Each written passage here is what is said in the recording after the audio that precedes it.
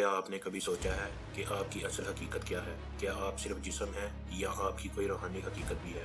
آج ہم جانیں گے کہ اسلام روح اور جسم کے تعلق کو کس طرح بیان کرتا ہے۔ دنیا کی ہر چیز ختم ہو جائے گی، آپ کا جسم بھی، لیکن کیا کچھ ہمیشہ کے لیے باقی رہتا ہے؟ یہی سوال آپ کی زندگی کا سب سے اہم راز ہے۔ اسلام انسان کو دو حصوں میں تقسیم کیا گیا ہے، جسم اور روح۔ جسم مادی ہے جو دنیا کے قوانین کے تحت کام کرتا ہے، اور روح غیر مادی ہے جو اللہ کی جانب سے ایک امانت ہے۔ ان دونوں کا تعلق ایسا ہے جیسے ایک چراغ اور اس کی روشنی۔ جسم چراغ ہے اور روح اس کی روشنی ہے۔ اللہ تعالیٰ نے قرآن پاک میں فرمایا ہے، اور وہ آپ سے روح کے بارے میں سوال کرتے ہیں، کہہ دے کہ روح میرے رب کے حکم سے ہے اور تمہیں علم میں سے بہت تھوڑا دیا گیا ہے۔ اور یہ آیت ہمیں بتاتی ہے کہ روح کا علم اللہ کے پاس ہے، اور ہمیں اس کے بارے میں صرف اتنا علم دیا گیا ہے کہ یہ اللہ کے حکم سے زندہ ہے۔ اور اللہ تعالیٰ نے سورہ مومنین میں فرمایا ہے، اور ہم نے انسان کو مٹی کے جوہر سے پیدا کیا ہے۔ یہ آیت ظاہر کرتی ہے کہ جسم دنیاوی ہے جبکہ روح اس سے بالا تر ہے۔ نبی کریم صلی اللہ علیہ وآلہ وسلم نے فرمایا، بے شک جسم میں ایک ٹکڑا ہے، اگر وہ ٹھیک ہو جائے پورا جسم ٹھیک ہو جاتا ہے، اگر وہ خراب ہو جائے تو پورا جسم خراب ہو جاتا ہے۔ سن لو وہ دل ہے۔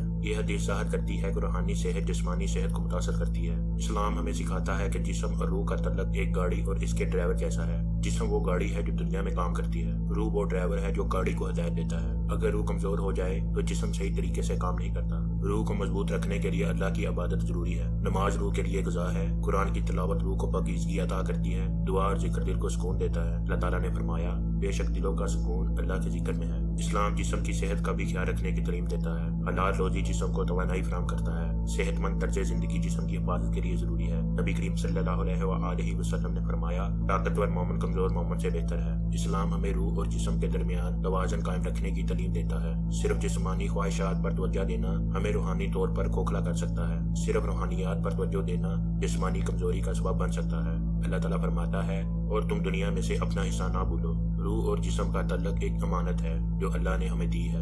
جسم کو عبادت کے لیے استعمال کریں، روح کو اللہ کے قریب لے کر جائیں۔ دونوں کو توازن میں رکھیں تاکہ آپ دنیا اور آخرت دونوں میں کامیاب ہوں۔ آج ہی سب سے پہلے اپنے جسم اور روح کو اللہ کے راستے پر لگائیں، قرآن پڑھیں، عبادت کریں اور اپنی روحانی اور جسمانی صحت کا خیال رکھیں۔ یہ وقت ہے اپنے اصل مقصد کو پہچاننے کا۔ آپ کی روح اللہ کی طرف لوٹنے والی ہے، تو کیوں نہ اسے پاکیزہ اور مضبوط بنائیں۔ آج عمل کریں اور اپنی زندگی کو بدل ڈالیں۔ اللہ ہمیں اپنے جسم اور روح کا صحیح تعلق سمجھنے کی توفیق عطا فرمائے، ہمارے دلوں کو پاکیزہ اور ہماری روح کو اپنی رحمت سے منور کر دے، آمین۔